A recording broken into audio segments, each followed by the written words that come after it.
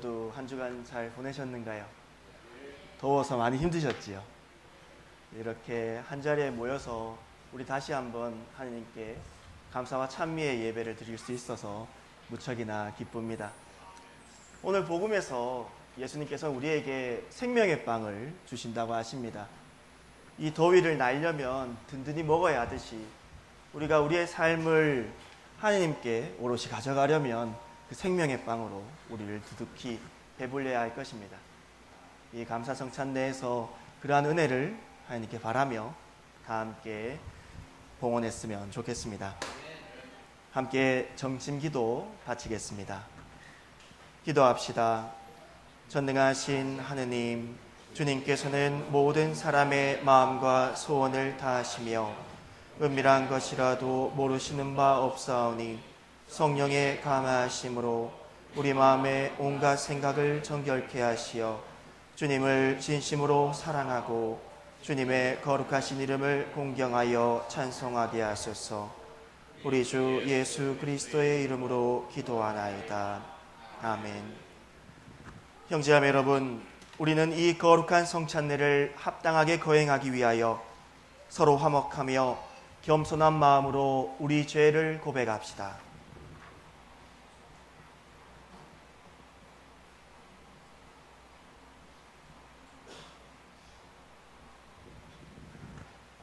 자비하신 하느님, 우리는 생각과 말과 행실로 주님과 이웃에게 죄를 지었으며 또한 자주 의무를 소홀히 하였나이다.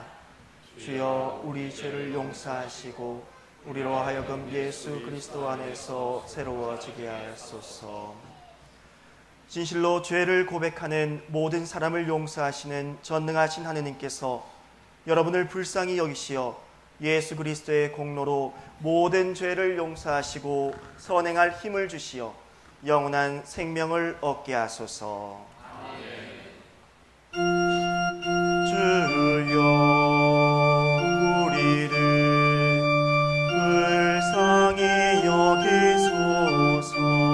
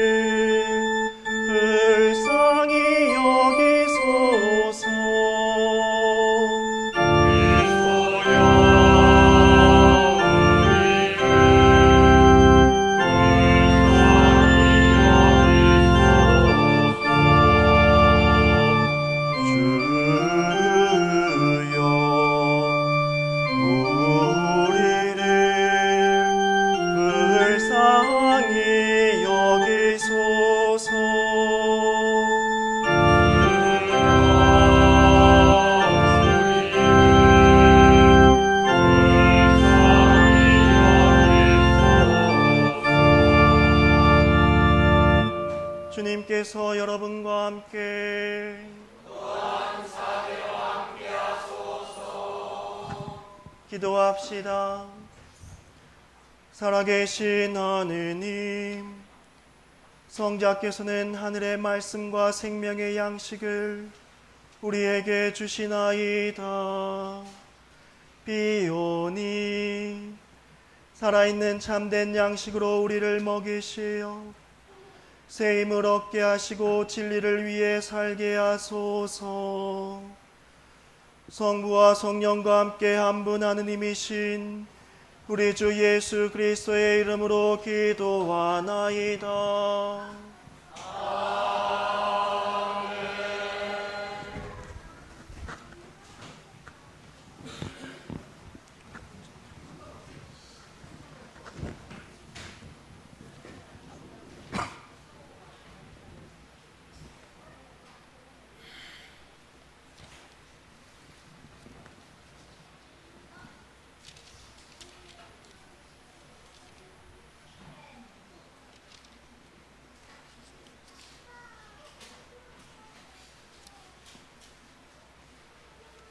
하나님의 말씀은 사무엘하 12장 26절부터 12장 14절까지의 말씀입니다. 우리가 전사했다는 전가를 받고 그의 아내는 남편을 위하여 곡을 했다. 곡하는 기간이 지난 다음 다윗은 예를 갖추어 그 여인을 궁으로 맞아들여 아내로 삼았는데 그의 몸에서 아들이 태어났다. 다윗이 한 이 일이 야훼의 눈에 거슬렸다. 야훼께서 예언자 나단을 다윗에게 보내셨다. 나단은 다윗을 찾아와 이런 이야기를 하였다. 어떤 성에 두 사람이 살고 있었는데 한 사람은 부자였고 한 사람은 가난했습니다. 부자에게는 양도 소도 매우 많았지만 가난한 이에게는 품삯으로 얻어 기르는 암컷 새끼 양 한 마리밖에 없었습니다.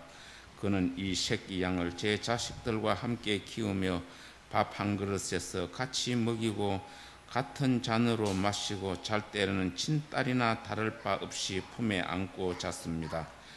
그런데 하루는 부잣집에 손님이 하나 찾아왔습니다. 주인은 손님을 대접하는데 자기의 소나 양은 잡기가 아까워서 그 가난한 집 새끼 양을 빼앗아 손님 대접을 했습니다. 다윗은 몹시 괘씸한 생각이 들어 나단에게 소리쳤다. 저런 죽일 놈, 세상에 그럴 수가 있느냐? 그런 인정머리 없는 짓을 한 놈을 그냥 둘 수는 없다. 그 양 한 마리를 4배로 갚게 하리라.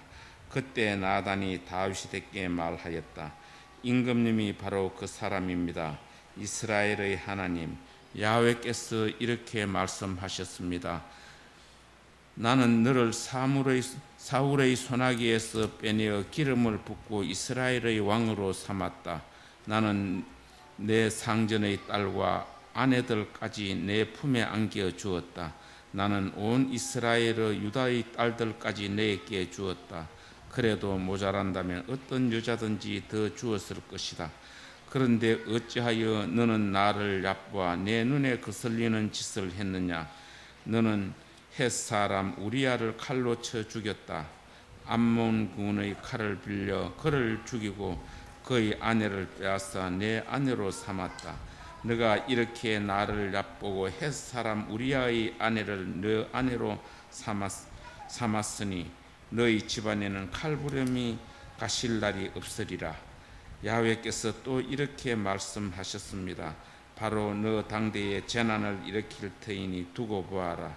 너가 보는 앞에서 내 계집대를 끌어다가 딴 사내의 품에 안겨주리라.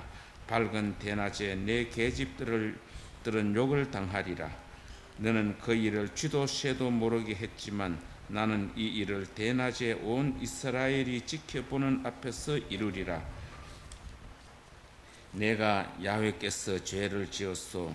다윗이 이렇게 자기 죄를 고백하자 나단이 말하였다.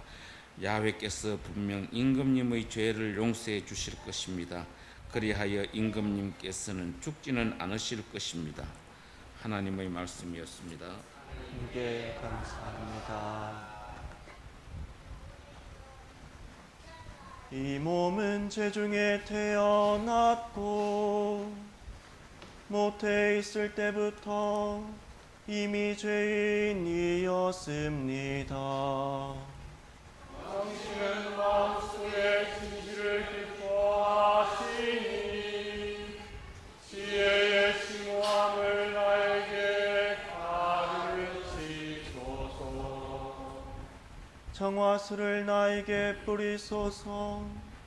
이 몸이 깨끗해지리이다. 나를 씻어주소서.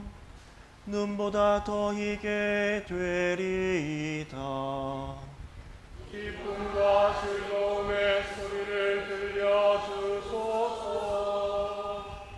꺾여진 내 뼈들이 춤을 추리이다. 당신의 눈을 나의 죄에서 돌리시고 내 모든 허물을 없애주소서. 하느님, 깨끗한 마음을 새로 지어주시고 굳굳한 뜻을 새로 세워주소서. 성자와 성령께 성같이 지금도 그리고 영원히 아멘.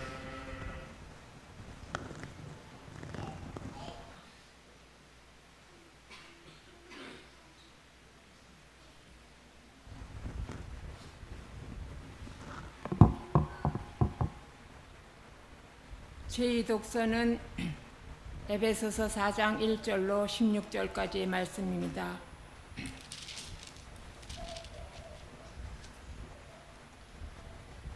주님을 위해서 일하다가 감옥에 갇힌 내가 여러분에게 권고합니다. 하나님께서 여러분을 불러주셨으니 그 불러주신 목적에 합당하게 살아가십시오. 겸손과 온유와 인내를 다하여 사랑으로 서로 너그럽게 대하십시오. 성령께서 평화의 줄로 여러분을 묶어 하나가 되게 하여 주신 것을 그대로 보존하도록 노력하십시오. 그리스도의 몸도 하나이며 성령도 하나입니다. 이와 같이 하나님께서 여러분을 당신의 백성으로 부르셔서 안겨주시는 희망도 하나입니다. 주님도 한 분이시고 믿음도 하나이고 세례도 하나이며 만민의 아버지이신 하나님도 한 분이십니다. 그분은 만물 위에 계시고 만물을 꿰뚫어 계시며 만물 안에 계십니다. 그리스도께서는 우리들에게 각각 다른 은총을 알맞게 나누어 주셨습니다. 성서에도 그가 높은 곳으로 올라가면서 사로잡은 자들을 데리고 가셨고 사람들에게 선물을 나누어 주셨다라는 말씀이 있지 않습니까? 그런데 올라가셨다는 말은 또한 땅 아래의 세계까지 내려가셨다는 말이 아니고 무엇이겠습니까? 그리로 내려가셨던 바로 그분이 모든 것을 완성하시려고 하늘 위로 올라가셨습니다. 바로 그분이 사람들에게 각각 다른 선물을 은총으로 주셔서 어떤 사람들은 사도로, 어떤 사람들은 예언하는 사람으로, 어떤 사람들은 전도자로, 어떤 사람들은 목사와 교사로 삼으셨습니다. 그것은 성도들을 준비시켜서 봉사활동을 하게 하여 그리스도의 몸을 자라게 하시려는 것입니다. 마침내 우리 모두가 하나님의 아드님에 대한 믿음과 지식에 있어서 하나가 되어 성숙한 인간으로서 그리스도의 완전성에 도달하게 되는 것입니다. 그때는 우리가 이미 어린아이가 아니어서 인간의 간교한 유혹이나 속임수로서 사람들을 잘못에 빠뜨리는 교설의 풍랑에 흔들리거나 이리저리 밀려다니는 일이 있어서는 안 될 것입니다. 도리어 우리는 사랑 가운데서 진리대로 살면서 여러 면에서 자라나 머리이신 그리스도와 한 몸이 되어야 합니다. 우리의 몸은 각 부분이 자기 구실을 다함으로써 각마디로 서로 연결되고 얽혀서 영양분을 받아 자라납니다. 그리스도를 머리로 하는 교회도 이와 같이 하여 사랑으로 자체를 완성해 나가는 것입니다. 주님의 말씀입니다. 하나님께 감사합니다.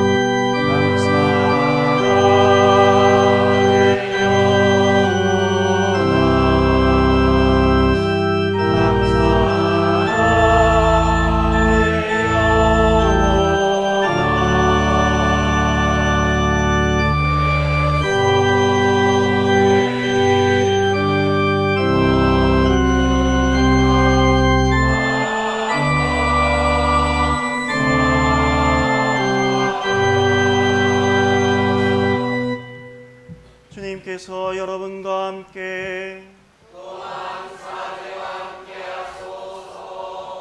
성 요한이 전한 거룩한 복음입니다. 주님께 영광을 돌립니다.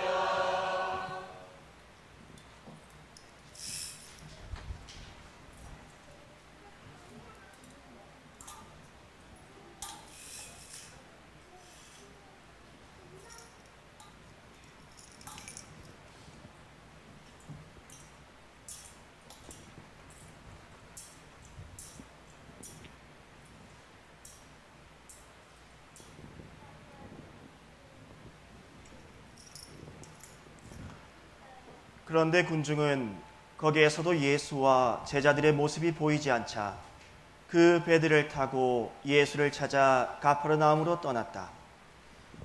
그들은 호수를 건너가서야 예수를 찾아내고 선생님, 언제 이쪽으로 오셨습니까? 하고 물었다. 예수께서는 정말 잘 들어두어라. 너희가 지금 나를 찾아온 것은 내 기적의 뜻을 깨달았기 때문이 아니라 빵을 배불리 먹었기 때문이다. 썩어 없어질 양식을 얻으려고 힘쓰지 말고 영원히 살게 하며 없어지지 않을 양식을 얻도록 힘써라. 이 양식은 사람의 아들이 너희에게 주려는 것이다. 하느님 아버지께서 사람의 아들에게 그 권능을 주셨기 때문이다. 하고 말씀하셨다.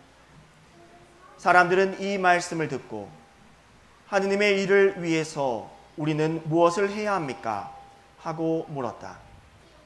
예수께서는 하느님께서 보내신 이를 믿는 것이 곧 하느님의 일을 하는 것이다.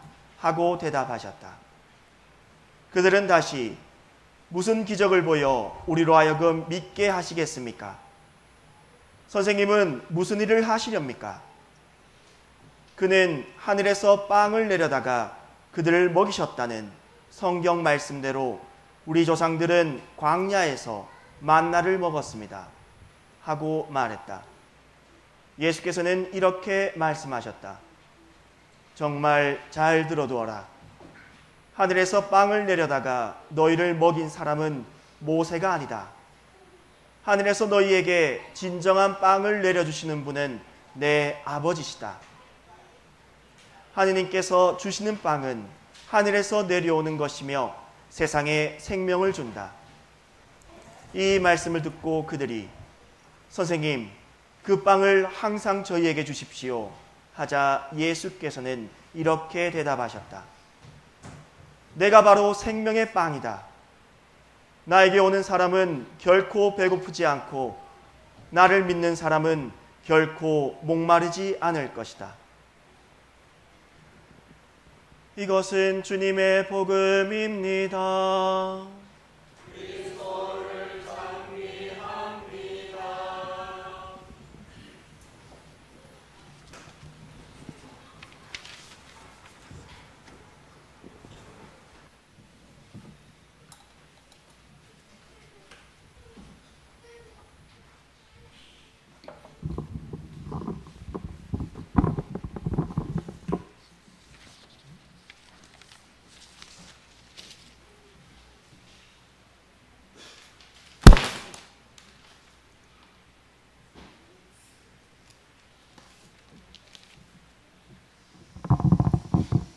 제가 처음부터 사고를 치네요. 성부와 성자와 성령의 이름으로 말씀드리겠습니다. 여러분, 혹시 제가 이렇게 여러분 앞에 서서 설교한다는 게 어떤 느낌이 드시는가요? 감사합니다. 혹시 어색하고 낯설지는 않으실지 모르겠습니다. 그런데 솔직히 말해서 지금 이 자리에서 가장 어색해하고 낯선 사람은 바로 저입니다. 그런가요? 감사합니다. 3년 만입니다. 제가 감사 성찬내에서 설교를 한다는 게. 그래서 많이 떨리기도 하고 잘 하지 못할까 걱정도 됩니다. 하지만 그런 마음과 동시에 여러분에게 제가 좋아하는 하느님 말씀을 전할 수 있다는 게 너무도 기쁘고 설레기도 합니다. 이 밖에 우리는 첫 만남, 첫 직장, 첫 학기 등과 같이 새롭고 처음인 것을 마주할 때면 낯섦이라는 감정을 느끼게 됩니다. 그런데 이런 낯섦은 단지 새롭고 처음인 것에서만 느끼는 것은 아닙니다. 이따금씩 우리는 이미 너무나도 익숙하고 마땅히 그럴 것이라고 확신하는 것을 통해서도 낯섦을 마주하곤 합니다. 그리고 이런 익숙한 것들에서 느끼는 낯섦은 우리를 당황하게 만들고 불안하게 만들며 때론 우리 마음을 송두리째 흔들어 놓기도 합니다. 때문에 대부분의 사람들은 이미 익숙한 것이 또 절대적으로 믿고 있는 것이 낯설게 보이는 것을 결코 좋아하지 않습니다. 그런데 혹시 여러분은 자신이 믿는 하느님이 너무도 낯설게 느껴지신 적은 없으신가요? 내가 체험한 하느님은 분명 한없이 자비롭고 사랑 가득한 분이신데 성서의 어느 대목에서의 하느님은 너무 가차없으시고 매정해 보입니다. 내가 아는 하느님은 언제나 나를 지지하고 복을 주시는 분이신데 나와 이웃에게 닥친 불행 앞에서 하느님은 가혹한 형벌자처럼 느껴지기도 합니다. 어떤 이는 내가 믿는 하느님은 그런 잘못을 용납하실 리 없는데 어떤 이는 그건 하느님께 잘못이 아니라고 말합니다. 이처럼 내가 알던 하느님과 다른 낯선 하느님의 모습을 마주하게 될 때 여러분은 그러한 낯선 하느님을 어떻게 받아들이시는가요? 혹시 내가 알고 있던 하느님이 틀렸는지 의심부터 하시는가요? 아니면 절대 내가 알고 있던 하느님이 틀릴 리 없다며 반박하시는가요? 과연 우리는 낯설게 다가오시는 하느님을 어떠한 태도로 맞이해야 할까요? 저는 그 답을 오늘 복음에서 찾고자 합니다. 우리는 오늘 복음 속에서 낯선 하느님 앞에 혼란스러워하는 이들을 만날 수 있습니다. 예수님을 찾아 헤매다 겨우 그분 앞에 도달한 사람들에게서 말이죠. 그들은 정말이지 예수님을 향한 열정, 지극한 사람들이었습니다. 만약 여러분이라면 예수님을 쫓아 배보다도 더 빨리 호수 반대편으로 내달렸다가 자신들 몰래 감쪽같이 사라진 예수님을 찾아서 밤을 새워가며 또다시 반대편을 헤맬 수 있겠습니까? 저는 솔직히 그렇게 할 자신이 없습니다. 하지만 그 어려운 걸 해낸 사람들이 바로 그들이었습니다. 오히려 대단했으면 대단했지 결코 우리보다 못나지도 나쁘지도 않던 사람들이었습니다. 그러나 당황스럽게도 그들은 오늘 복음 속 예수님과의 대화를 끝으로 이전의 열정이 무색할 만큼 매몰차게 예수님을 떠나고 맙니다. 과연 무엇이 그토록 뜨겁던 그들을 시리도록 차갑게 만든 것일까요? 저는 그 답을 하느님의 낯섦에서 찾습니다.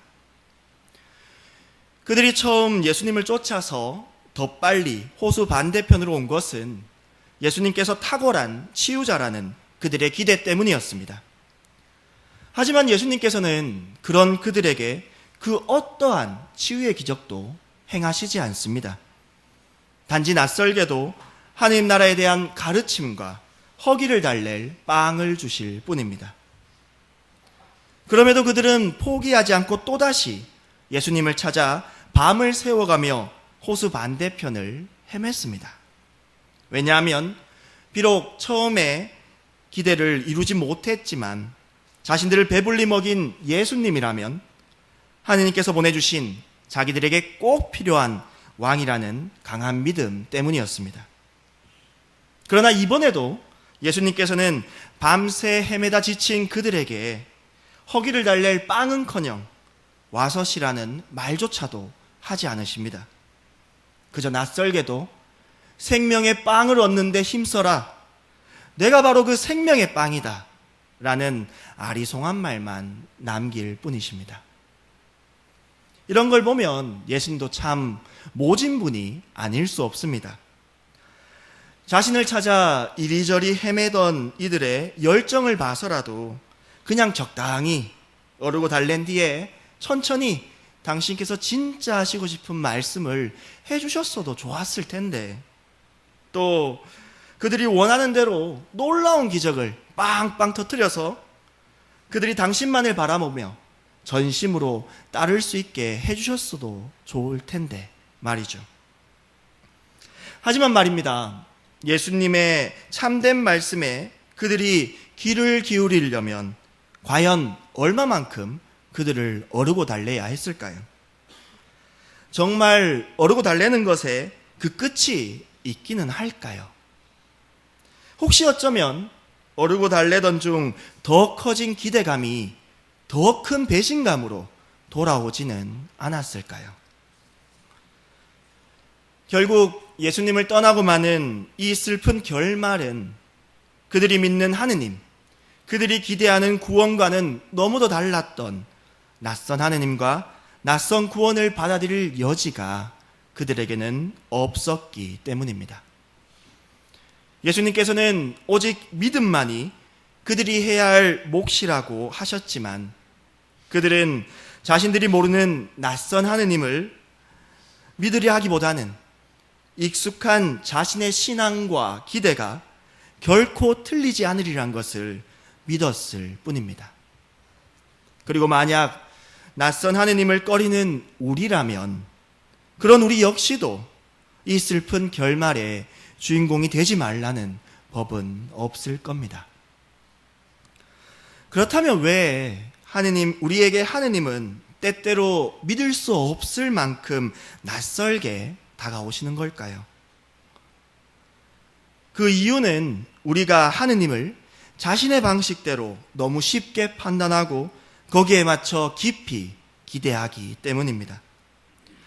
이 설교가 마치면 우리는 다 함께 니키아 신경을 바칠 겁니다. 그리고 그 끝에 입을 모아 아멘이라고 외칠 겁니다. 하지만 같은 시간, 같은 장소에서 같은 기도문을 외고 같이 아멘을 외친다 해서 과연 각자가 가진 하느님에 대한 이해와 기대가 모두 같을까요? 분명 비슷한 부분도 있겠지만 결코 완전히 같을 수는 없습니다. 왜냐하면 우리는 서로 다른 인생길에서 서로 다른 시기에 서로 다른 형태로 하느님을 체험했기 때문입니다. 그러면 우리들 중 누구의 하느님이 진짜 하느님이실까요? 여기 오랜 신앙생활을 하신 베드로 할아버지의 하느님은 하느님 맞고, 우리 공동체에서 가장 나이 어린 준이의 하느님은 하느님 아니실까요? 저기 엄마인 글로리아 자매님의 하느님은 하느님 맞고, 저기 뒤에서 쓰그리고 있는 우리 예성이의 하느님은, 아들 예성이의 하느님은 하느님 아닐까요? 사실 이 모두의 하느님이 하느님 맞습니다. 단지 하느님의 전부가 아닐 뿐입니다. 여기서 우리가 명심해야 할 것은 세상 모든 이의 신앙 속 하느님을 다 모은다 하더라도 결코 참 하느님보다 클 수 없다는 사실입니다. 그리고 우리 각자는 그 크신 하느님의 어느 한 부분만을 알고 있기에 하느님의 낯선 모습을 마주한다는 것은 너무나도 자연스러운 것이라는 사실입니다. 이 대목에서 부끄럽지만 제 체험을 하나 나누고자 합니다. 과거 신학생 때 저는 소위 말하는 성령 운동을 싫어했습니다. 아마 하느님에 대해서 책으로 배우다 보니 그래서인지 그 당시에 제가 가졌던 하느님에 대한 생각은 아주 점잖으신 분이셨습니다.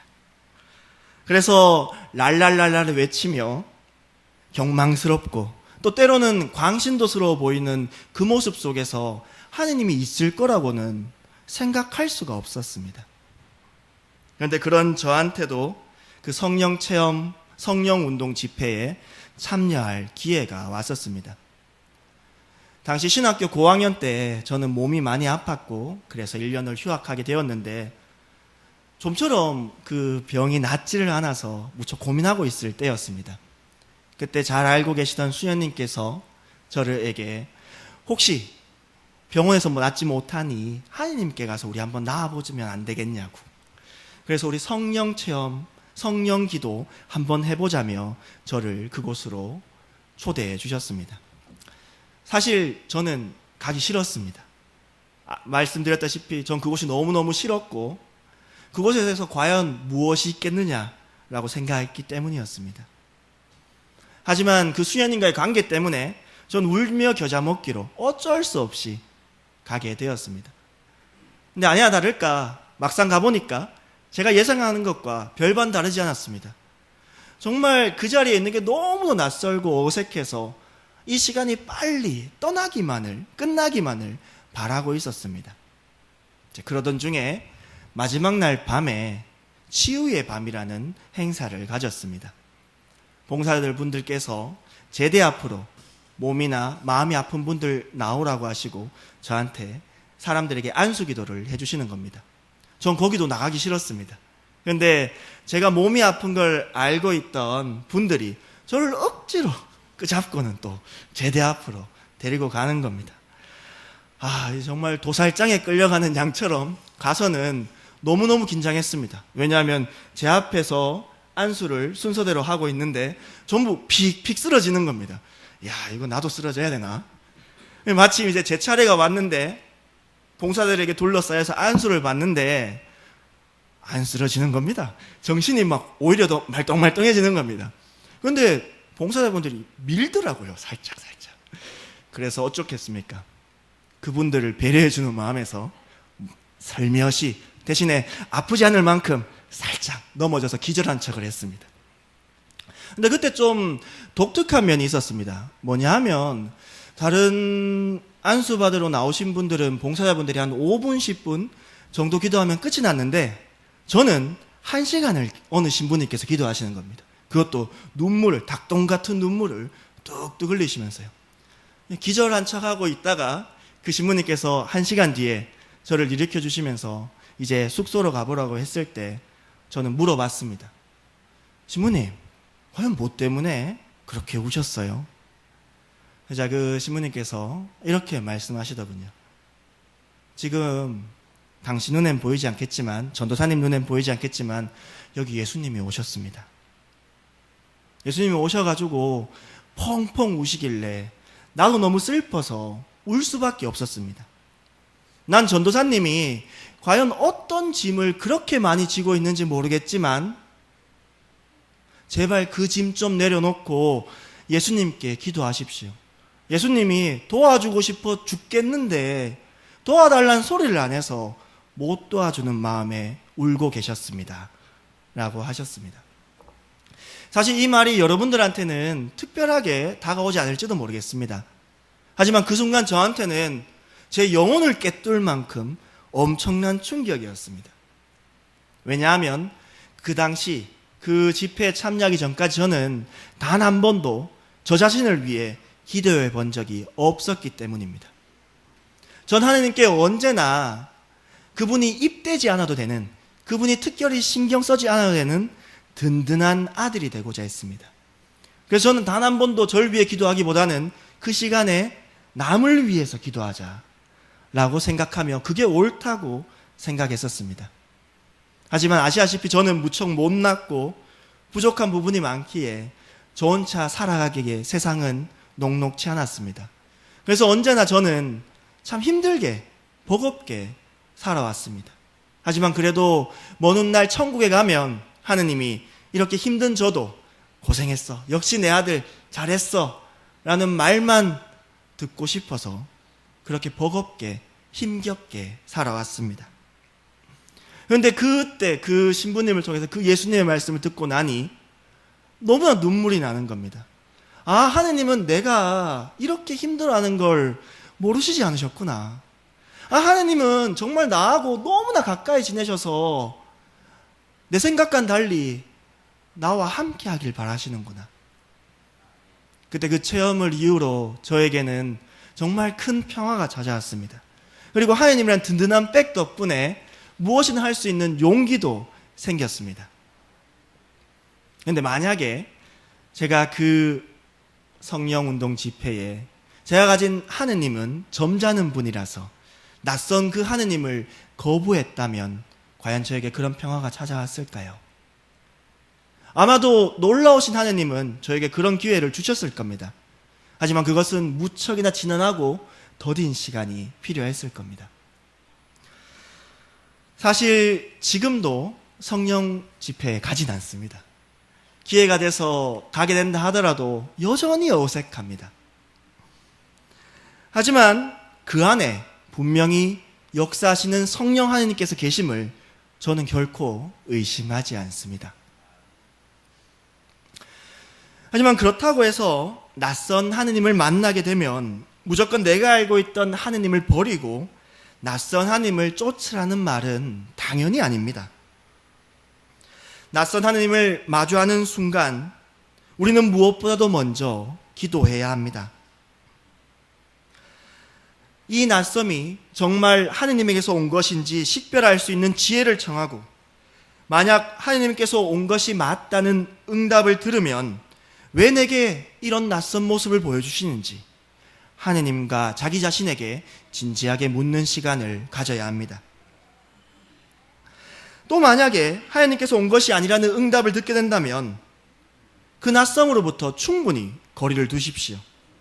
그리고 그 낯선 하느님을 보여준 사람이 있다면, 그것이 사람이라면 그에게 형제로서 점잖은 충고를 해주십시오. 그러나 부디 내가 틀렸을지도 모른다는 여지만큼은 꼭 남겨두시길 바랍니다. 이런 여지야말로 하느님 앞에서 인간이 가져야 할 마땅하고도 옳은 겸손의 자세이기 때문입니다. 그렇다면 우리는 하느님을 온전히 알지 못한 채 불편한 낯섦을 감수하며 살아야만 할까요? 결론부터 말씀드리자면 그렇습니다. 더 정확히 말해 우리 각자만으로는 그럴 수밖에 없습니다. 하지만 각자에서 벗어나 우리를 그리고 교회를 생각할 때 상황은 달라집니다. 사실 어느 한 개인이 하느님의 전부를 체험하고 완전한 하느님에 대한 이해를 가지기에 우리에게 허락된 시간과 환경은 결코 충분치 않습니다. 이는 그 누구보다도 우리를 창조하신 하느님께서 가장 잘 아시는 부분입니다.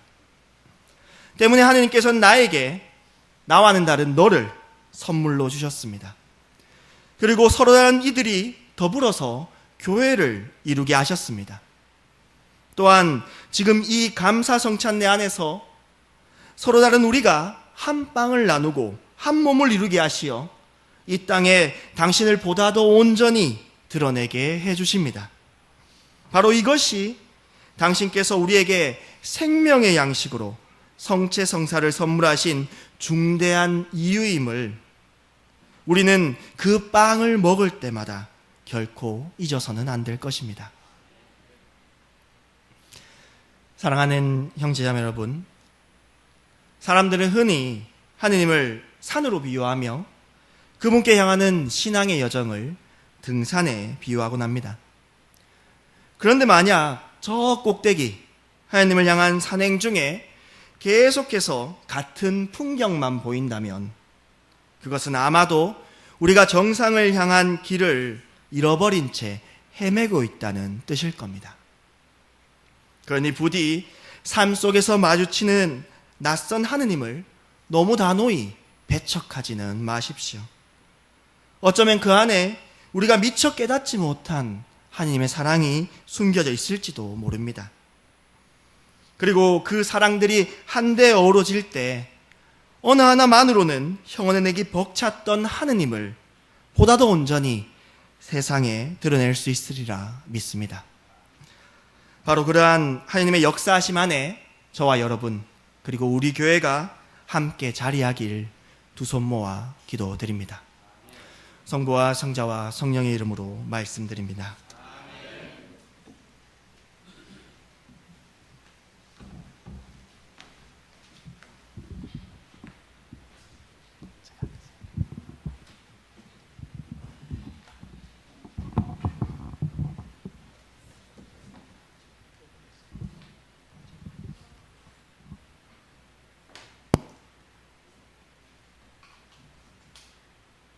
우리 다 함께 신앙을 고백하도록 하겠습니다. 우리는 믿나이다. 한 분이시며 전능하신 하나님 아버지, 하늘과 땅과 영원한 만물의 창조주를 믿나이다. 오직 한 분이신 한 분 예수 그리스도를 믿나니 모든 세계 앞서 성부에 나신 하나님의 아버지시며 하나님의 선하신 하나님이시여 이 세상의 빛이시여 참 하나님에서 하신 참 하나님으로서 창조되지 않고 나시어 성부가 있으시며 만물이 다 이으로 말미암아 창조되었으며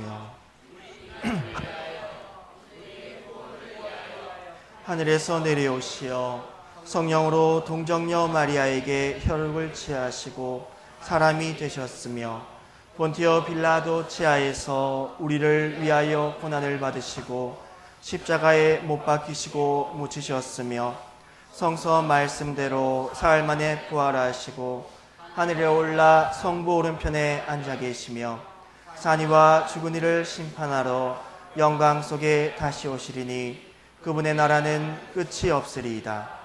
주님이시며 생명을 주시는 성령을 믿나니 성부는 성부와 성자로부터 나오시며 성부와 성자로 더불어 같은 경배와 영광을 받으시며 예언자들을 통하여 말씀하셨나이다. 하나이요 거룩하고 사도로부터 이어오는 공교회와 용서하는 하나의 세를 믿으며 죽은 이들의 부활과 후세의 영생을 믿고 기다리나이다. 아멘. 교회와 세상을 위하여 기도합시다.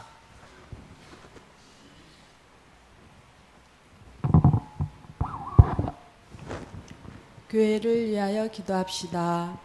사제청빙위원회를 통하여 하느님께서 예배하신 새 사제를 청빙할 수 있기를 기도합니다. 새로운 가날 사제를 통하여 우리가 새롭게 부흥하는 정기를 맞이하기를 기도합니다. 주님, 진리와 일치의 은총으로 항상 온 교회를 감화하시어 모든 성직자, 특별히 우리 주교 박동신 오네시모와 관리사제 조영준 니콜라와 모든 교인들이 서로 화목하며 합심하여 세상에 복음을 전함으로써 주님의 영광을 나타내게 하소서. 주여 우리의 기도를 들어주소서. 세상의 정의와 평화를 위하여 기도합시다. 남북 관계 안정과 평화의 통일과 한반도의 복음화를 위하여 기도합시다. 주여 이 세상에 평화를 주시고 특별히 우리나라 지도자들을 인도하시어 악행과 악습을 막으시고 진리와 정의를 지켜주소서. 가난한 사람들과 병든 이들과 어려움을 당한 모든 사람들을 위하여 기도합니다. 하느님께서 우리 성도님들에게 운영토록 허락하신 사업체들이 하느님의 축복 속에 번창하기를 기도합니다. 우리 교회 주일학교가 날로 성장할 수 있기를 기도합니다. 대장암 수술을 받고 회복 중에 계신 최성열 나타나엘님의 부친 최상곤 성도님의 쾌유를 기도합니다. 어깨 수술을 받고 입원 중에 계신 이용련 엘리자벳님의 쾌유를 위하여 기도합니다. 주여 이 변화많은 세상에서 모든 근심하는 사람들과 병든 사람들을 위로하시고 건져주소서. 주여 우리의 기도를 들어주소서. 장기한 요한 전도사, 베트남 선교사 조누시 수녀와 일본 선교사 강형준 디모데오 사제에게 늘 주님의 은총이 가득하길 기도합니다. 군 입대자 선준혁 바오로와 조형군 다익과 박준석 미카엘과 이연수 프란시스에게 늘 주님의 보호하심이 함께하길 기도합니다. 대학 입시생 박은하 소피아에게 건강과 지혜의 은혜가 함께하길 기도합니다.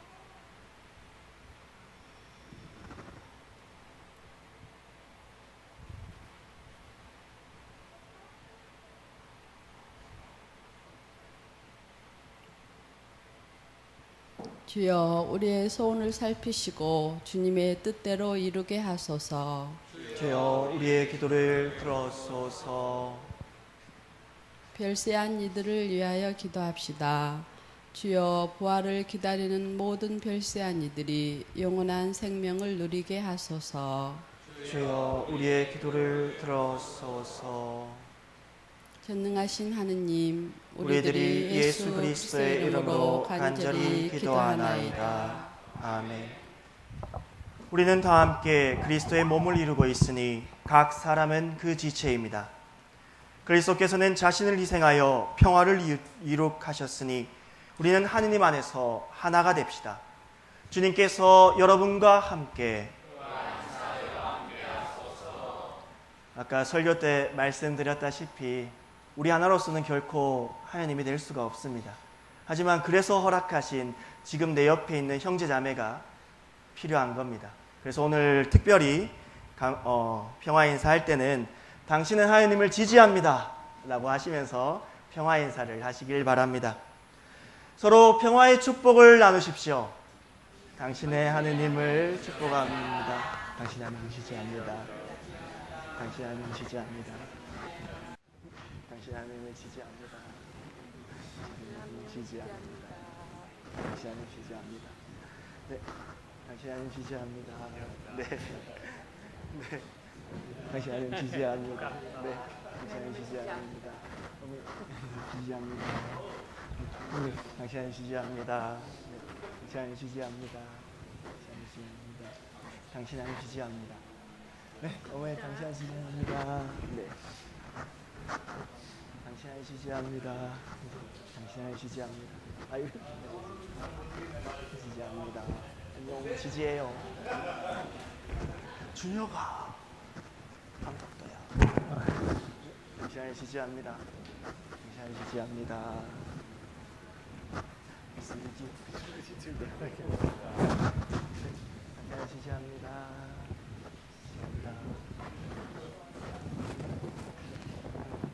지지합니다.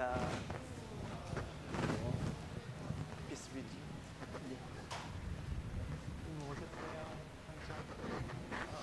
네, 당신 하나님 지지합니다. 같이. 네, 당신 하나님 지지합니다. 네, 당신 하나님 지지합니다. 제가 멀어서 당신 하나님 지지합니다. 네, 당신 하나님 지지합니다. 당신 하나님 지지합니다. 네, 당신 하나님 지지합니다. 네, 당신 하나님 지지합니다. 당신 하나님 지지합니다. 당신 하나님 지지합니다. 당신 하나님 지지해. 주님, 당신 하나님을 지지합니다. 네. 당신 하나님 지지합니다.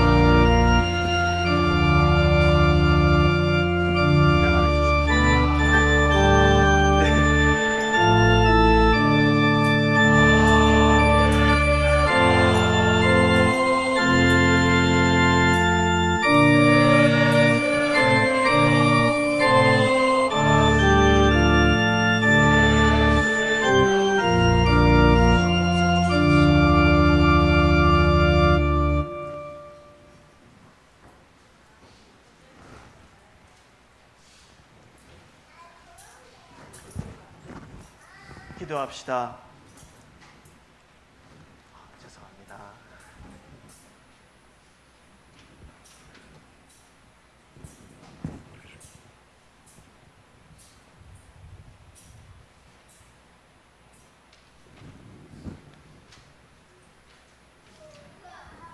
기도합시다.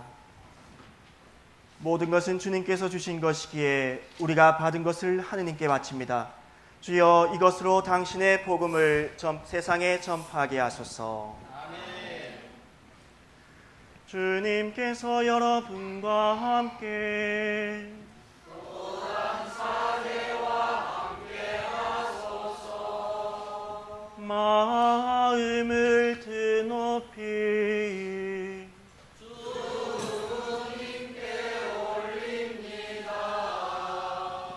우리 주 하느님께 감사합시다. 마땅하고 옳은 일입니다. 전능하신 하느님, 우리 주 예수 그리스도를 통하여 아버지께 언제 어디서나 감사와 찬양을 드림은 참으로 옳은 일이며 우리의 기쁨입니다. 참다운 사제이신 예수 그리스도께서는 하늘에서 내려온 빵과 구원의 잔을 생명의 양식으로 우리에게 먹이시고 천상의 잔치를 더욱 갈망하게 하시나이다. 그러므로 우리는 하늘의 모든 천사와 성도들과 함께 주님의 거룩하고 영광스러운 이름을 소리 높여 찬양하나이다.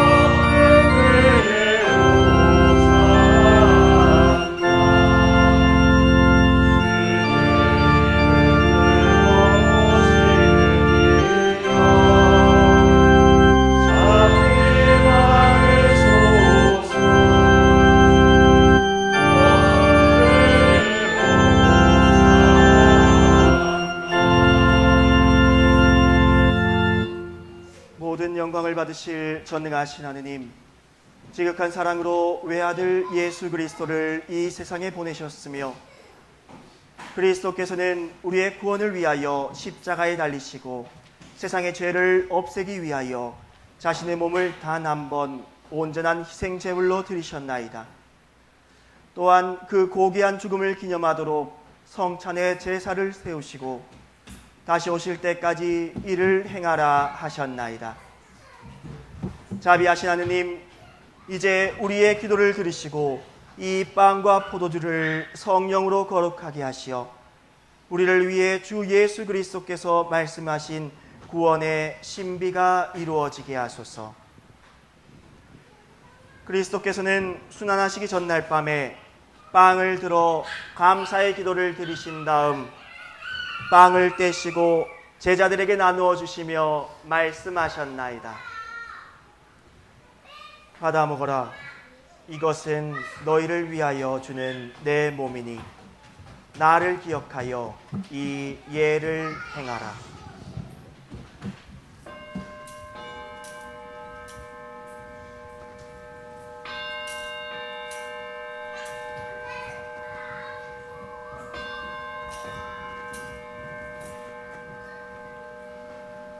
식후에 잔을 드시고 감사의 기도를 드리신 다음 그들에게 주시며 말씀하셨나이다. 받아 마셔라. 이것은 죄를 용서해 주려고 너희들과 많은 사람을 위하여 내가 흘리는 새로운 계약의 피니 마실 때마다 나를 기억하여 이 예를 행하라.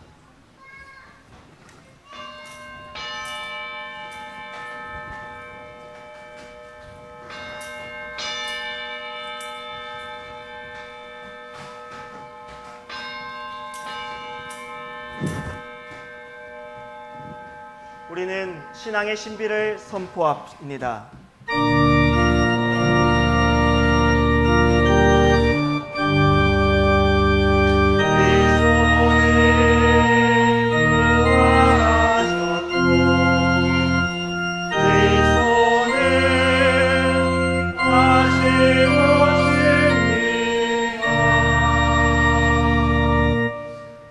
그러므로 우리는 예수 그리스도의 순환과 죽으심, 부활과 승천하심을 기억하며 그리스도께서 다시 오실 때까지 이 빵과 포도주를 감사와 찬양의 제물로 드리나이다. 간절히 구하오니 정성을 다해 드리는 우리의 감사제를 받으시고 온 세상의 교회가 예수 그리스도의 순환과 죽으심으로 이루신 구원의 은총을 얻게 하소서. 또한 이 생명의 빵과 구원의 잔을 받는 모든 이에게 성령을 내리시어 하늘의 축복을 나누게 하시고 자신의 몸과 영혼을 하나님께 드리어 합당한 산제물이 되며 예수 그리스도와 한 몸이 되게 하소서. 전능하신 하느님은 그리스도를 통하여 그리스도와 함께 그리스도 안에서 성령과 하나 되어 온갖 영예와 영광을 영원토록 받으시나이다.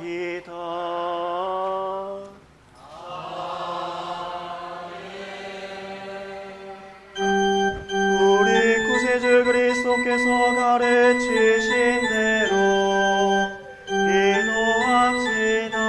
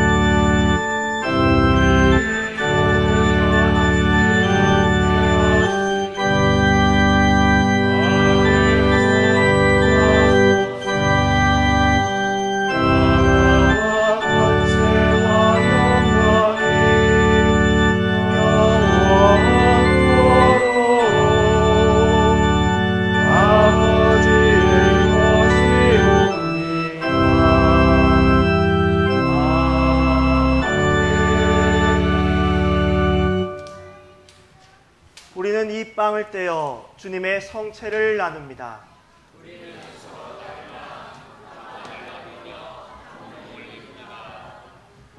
하느님의 어린 양 세상에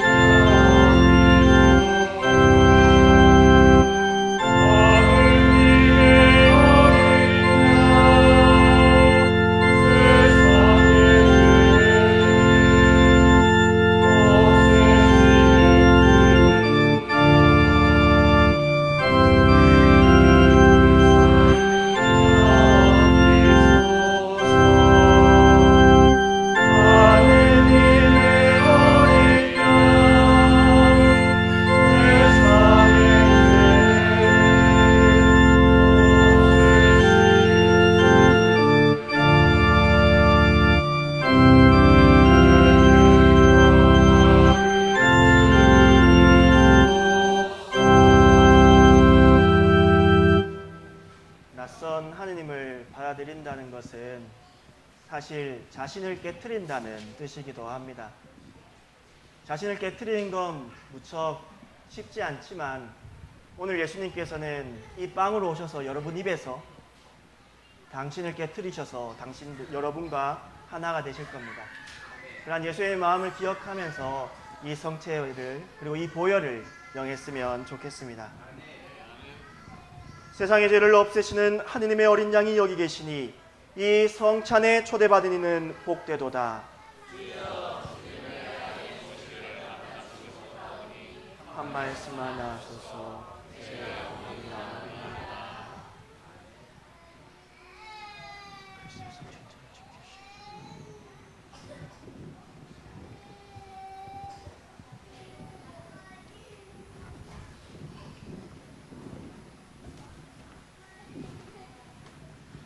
그리스도의 성체,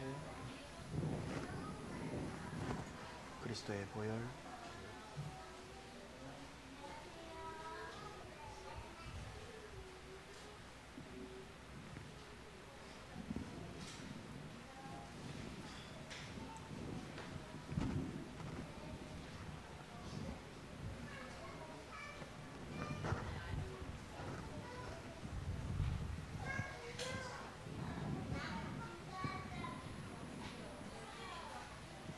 그리스도의 성체, 그리스도의 보혈, 네. 그리스도의 성체, 그리스도의 보혈, 그리스도의 성체, 그리스도의 보혈, 그리스도의 성체, 그리스도의 보혈, 그리스도의 성체, 그리스도의 보혈, 아멘.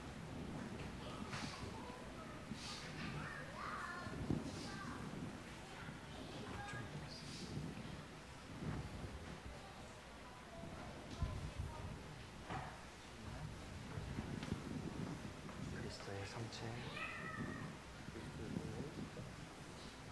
그리스도의 성체, 그리스도의 성체,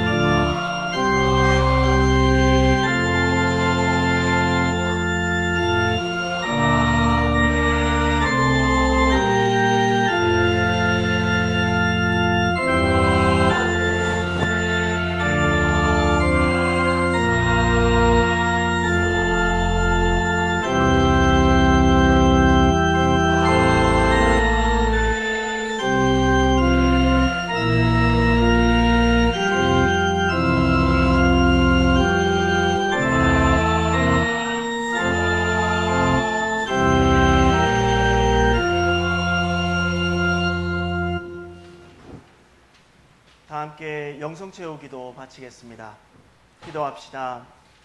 전능하신 하느님, 주님께서는 그리스도의 성체와 보혈을 신령한 양식으로 우리에게 먹이심으로써 그리스도의 몸과 하나 되게 하셨으니 감사하나이다. 간절히 구하오니 우리를 성령으로 도우시어 사랑 가운데 상통하며 주님께서 명하신 일을 이루게 하소서. 그리스도의 이름으로 기도하나이다.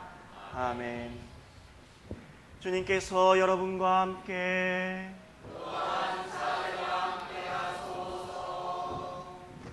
하느님의 무한하신 평화가 교우들과 함께 하시어 우리 주 예수 그리스도의 사랑 안에 항상 머무르게 하시고 전능하신 하느님 성부와 성자와 성령은 여러분에게 강복하소서.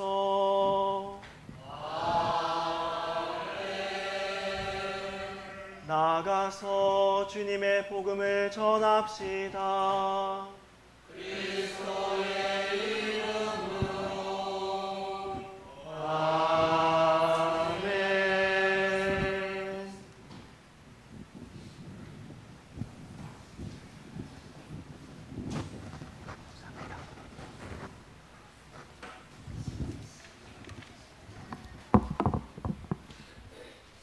안녕하십니까.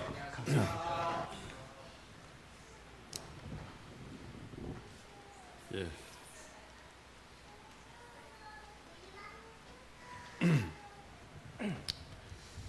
예, 오늘 그 감사 성찬례를 집전해 주시고 또 설교해 주신 사공병도 베드로 신부님께 감사드립니다.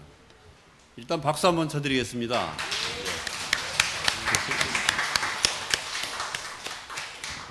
예, 우리 교회에 처음 출석하시고 또 사제가 다시 사제로 임명돼서 우리 교회에서 첫 번째 이 예배를 같이 할 수 있다는 게 하나님의 은혜인 것 같습니다.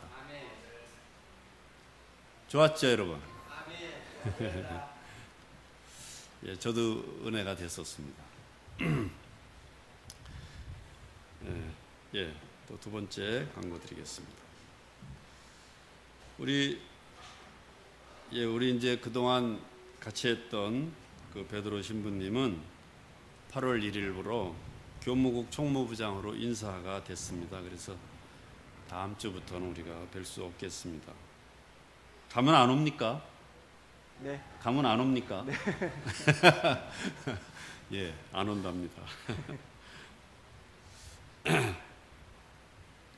예, 그래서 이제 오늘로 우리 교회에서 같이 예배하고 하는 것들은 또 다음을 기약하는 그런 시간이 될 것 같습니다. 늘 하시는 모든 일들 하나님의 은혜가 충만하고 또 처음 발령지에서 하는 일들이 주님의 안에서 잘 이루어질 수 있도록 우리 모두 기도해 주시기 바라겠습니다. 예, 여러분 알다시피 우리 교회에서 지금 두 번째 사제 청빙 공고 중에 있습니다. 기한은 8월 17일까지입니다. 아직까지 아주 좋은 그런 소식은 들리지 않는 것 같습니다. 그래서 오늘 교회위원회가 열릴 때 우리 청빙위원회도 같이 모임을 같은 시간에 같은 그 회의를 짧게 마치고 같이 청빙위원회를 같이 갖도록 하겠습니다. 위원이신 분들은 빠지지 마시고 참석해서 의견을 개진해 주시면 고맙겠습니다. 예, 우리 그 정상엽 사무엘 회장님의 배필이신 이용년 엘리자벳 성도님께서 지난 3일 그 어깨 수술을 받으셨습니다. 날씨가 더운데 뭐 아픈 것도 아픈 거지만 굉장히 고생이 되시겠죠. 오늘 회의 마치는 대로 신방을 가도록 하겠습니다. 같이 가실 분들은 조금 계셨다가 같이 움직이시면 되겠습니다. 오늘 소개드릴 분들이 여러분 있는데요. 일단은 우리가 저기 선준혁 바오로, 예, 오늘 군대 생활을 하다가 오늘 휴가죠? 몇 번째 휴가입니까? 첫 번째? 세 번째? 그럼 첫 번째, 두 번째는 어디가 있었어요? 예, 집에서 놀았어요, 쉬어서? 그 군대 생활을 하다가 이제 세 번째 휴가쯤 되니까 교회 생각이 난 모양입니다. 예, 우리 교회 와서 같이 예배 본 선바오로 군에게 큰 박수 한번 쳐드리겠습니다. 이제 군대 생활에 고참, 이제 중고참 되니까 약간 여유도 있죠. 그러니까 이제 휴가 나오면 꼭 교회 오세요. 예, 앉아도 되겠습니다. 예, 오래간만에 우리 같이 예배를 본 그 김장원, 도미닉, 그 막달라 마리아, 예, 그 가족 같이 아들분하고 같이 이렇게 세 분 오셨는데, 예, 환영의 박수 한번 쳐드리겠습니다. 예. 혹시 하계 휴가를 우리 교회로 온 거 아닙니까? 교회가 굉장히 시원하니까, 예, 환영합니다. 오늘은 지난주까지는 밥이었었는데 오늘은 애찬이 어떻게 될지 모르겠습니다. 그러나 예, 오늘도 밥이래요. 예, 그래서 꼭 애찬하시고 같이 말씀 나누시고 그렇게 가시면 좋겠고요. 오늘은 우리 베드로 신부님 관련된 그 어머니 아버지 장인 장모님, 또 어머니 옆에 계시는 분은 많이 얼굴이 낯익은 분인데 고모? 예?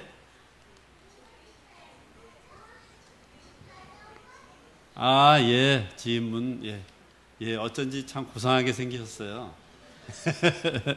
예, 환영합니다. 같이 모아서 박수 치도록 할게요. 예, 고맙습니다. 그 다음에 전에는 우리 장인 장모님 뒤에 앉아 계신 분은 외삼촌, 외숙모. 이모분. 예, 환영합니다. 예, 박수 치겠습니다.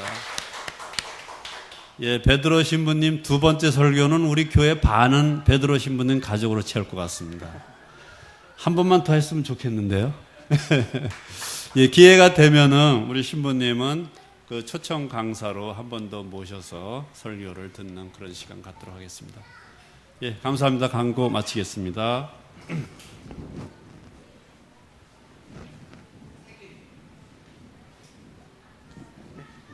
네. 생일자 위해서 같이 기도하도록 하겠습니다. 모든 생명의 주인이신 하느님, 당신의 사랑하는 자녀 선병수 어거스틴, 장혜리 글라우디아, 송이주 베로니카, 송기식 베드로, 이지호 요한을 위해 기도합니다. 오늘 당신께서는 그들에게 생명의 숨을 불어넣어 주시고 당신의 지체로 불러주셨습니다. 그에 감사드리며 이들에게 크신 은혜를 베푸시어 어떠한 상황에서도 당신 자녀로서의 빛을 잃지 않게 하시고 당신의 영광을 드러내는 삶을 살아가도록 하게 하소서. 우리 주 예수 그리스도의 이름으로 기도하나이다. 아멘. 네. 일어나서 파송성 나가시도록 하겠습니다.